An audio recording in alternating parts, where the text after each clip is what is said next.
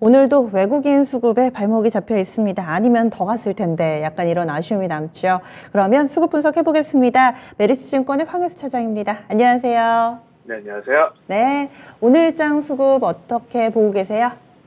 오늘 같은 경우 말씀해 주신 대로 거래소 시장에서 외국인이 계속해서 매도를 하는 모습이 나타나면서 개별주 장세가 연출이 되고 있다고 보시면 될 것 같습니다.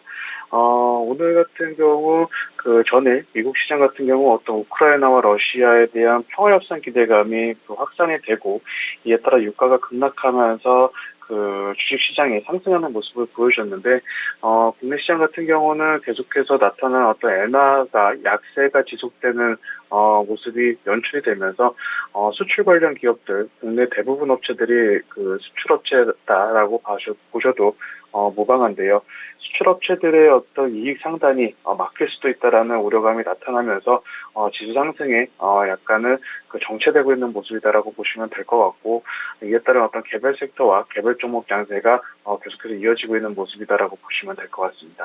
네, 나눠서 보겠습니다. 첫 번째 코스피입니다. 이쪽에서 주목하는 투자 주체는요? 코스피에서는 기관의 매수 말씀드리겠습니다.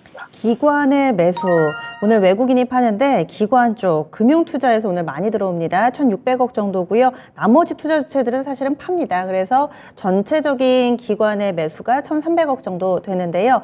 가장 많이 사고 있는 종목입니다. 하이닉스가 현재 43억 원 정도 기관 수급 들어오고 있네요. 하이닉스가 1위고요. 두 번째가 현대차, 세 번째 만도, 오랜만에 여러모로 주목받고 있는 만도입니다. 성신양유하고 신한지주, 그리고 SK스퀘어, 기아, 현대모비스 순으로 현대차 그룹주들이 지금 톱10 내에 이름을 모조리 올리고 있습니다. 어떻게 봐야 될까요? 오늘 말씀해 주신 대로 기관, 특히 금융투자를 중심으로 한 매수가 유입이 되고 있는 상황인데요. 월말 그리고 분기말에 앞서서 어떤 윈도우 드레싱 물량도 일부 포함이 되면서 금융투자양 단기성 물량이 매물이 매수가 들어오고 있다라고 보시면 될 것 같습니다. 오늘 말씀해 주신 대로 현대차 그룹주에 대한 기관의 매수가 특징적이다라고 보실 수가 있겠는데요. 그동안 어떤 현대차와 기아 같은 경우는 러시아 어떤 지정학적 리스크로 인해서 가장 크게 피해를 볼 수 있을 것이라는 우려감, 그리고 반도체 관련된 생산 이슈가 계속해서 장기화되면서 이익단이 훼손될 것이라는 우려감이 있었는데, 이에 따라 가격 내력도가 점차 높아지면서 현대차 같은 경우 기관의 저가 매수세가 유입이 되고 있는 모습이다라고 보시면 될 것 같습니다.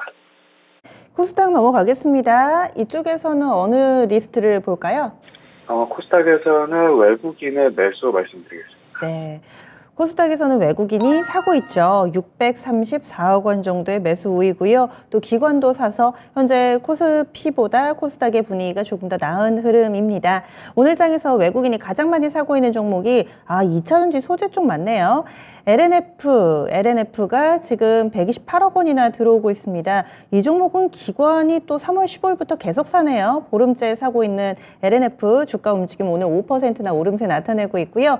두 번째로는 에코프로 BM 있습니다. 그리고 다날과 현대바이오, UNI, 대주전자재료, 에코프로, 안랩 순으로 이어집니다. 오늘 급락하는 에드슨 EV도 외국인 쪽에서는 사고 있는 상황인데요. 어떻게 보세요?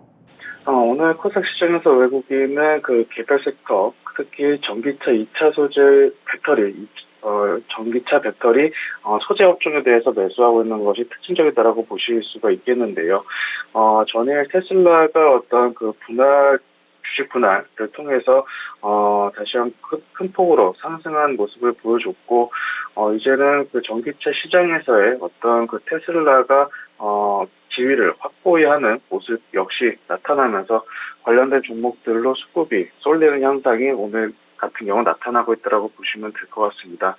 LNF 같은 경우 대표적인 테슬라향 양극재 소재 업체다라고 전일 같은 경우도 말씀을 드렸었는데, 이런 테슬라의 어떤 주가 상승과 연동되는 부분도 어느 정도 연출이 되는 모습이다라고 말씀드릴 수가 있겠고요. 테슬라의 판매량과 생산량 모두 증가할 것이라는 가이던스가 발표된 이후에 기관의 수급이 꾸준하게 유입되고 있는 모습은 이런 테슬라향 기대감이 주가에 반영이 되고 있다고 보시면 될 것 같습니다. 그럼 수급 관심주입니다. 어떤 종목 소개해 주시겠어요? 오늘은 대주전자 재료를 말씀드리겠는데요.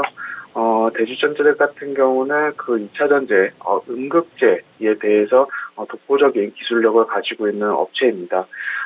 글로벌 업체 중에 그 음극재 10% 이상 첨가할 수 있는 기술력을 가지고 있는 유일한 업체다라는 점이 매력적이다라고 말씀드릴 수가 있겠고요. 음극재 같은 경우는 대표적인 그 원자재로 쓰이는 그 재료가 실리콘인데, 실리콘은 가격이 굉장히 낮게 형성이 되어 있기 때문에 최근에 어떤 그 공급망 이슈에서도 벗어나 있다라는 점이 매력적이다라고 말씀드릴 수가 있겠습니다. 또한 최근에 전기차 업체들이 그 배터리 단가를 낮추면서 주행 거리를 늘리고 또한 충전 시간을 단축하는 것이 가장 큰 그 주요 포인트가 되고 있는데, 여기서 핵심 소재라고 볼 수 있는 것이 음극재 소재이기 때문에 대주전자재료 같은 경우 올해부터 매출처의 다각화 그리고 실질적인 이익 성장으로도 연결될 수 있는 업체다라고 말씀드릴 수가 있겠습니다. 우선 동사 같은 경우는 포르쉐 타이칸의 그 배터리 음극재 소재를 납품하고 있었는데요. 포르쉐 타이칸의 판매량이 언론 보도에서도 나타났지만 전체 포르쉐 판매량의 10%를 넘어서고 있고, 포르쉐 같은 경우 전기차 라인업을 확대하겠다고 발표를 했기 때문에 단계적으로 이에 따른 실적 성장도 모멘텀이 있다라고 말씀드릴 수가 있겠고, 앞서 말씀드린 대로 어떤 음극재 시장이 이제는 개화를 하고 어떤 필수적인 소재로 자리 잡기 시작하면서 대주전자재료의 어떤 그 밸류에이션 역시 큰 폭으로 상승할 수 있다, 이렇게 말씀을 드리겠습니다. 대주전자재료는 지난해 12월, 1월 여러 번 추천을 해주셨는데 대체로 전략이 9만 원대 사서 12만 원에 파는 거였습니다. 이번에도 가격 전략 동일한가요? 그렇습니다. 우선 목표가는 12만 원으로 말씀을 드리겠고요. 손절가는 최근 저점 부분은 8만 원으로 말씀을 드리겠습니다. 다만 그 예상되는 바로는 1분기부터 어떤 대주전자재료의 그 전기차량 실적이 조금씩 나타날 것으로 전망이 되고 있고요. 향후 추가적인 증설도 올해 같은 경우 예상되고 있는 부분이기 때문에 이런 부분이 가시화됐을 때는 업사이드를 대폭 상향할 수 있다는 점 말씀드리겠습니다. 매수가는 현재가 괜찮다고 보시고요. 네, 맞습니다. 예, 알겠습니다. 고맙습니다. 감사합니다. 네, 오늘 2차전지 관련주 추천 많이 나옵니다. 지금 사도 늦지 않다라는 시각인데요. 대주전자재료입니다. 현재는 93,800원권 기록하고 있습니다. 그리고 또 손절 라인이 8만 원으로 여유 있고요. 그리고 목표 주가 12만 원 설정됐습니다. 직전 고점 언저리까지는 갈 건데 여기서 캐파 증설이 나온다면은 좀 더 목표가 상향 조정을 하겠다, 이런 이야기까지 추가로 들어봤습니다. 지금까지 수급 메리츠증권의 황혜수 차장과 함께 알아봤습니다.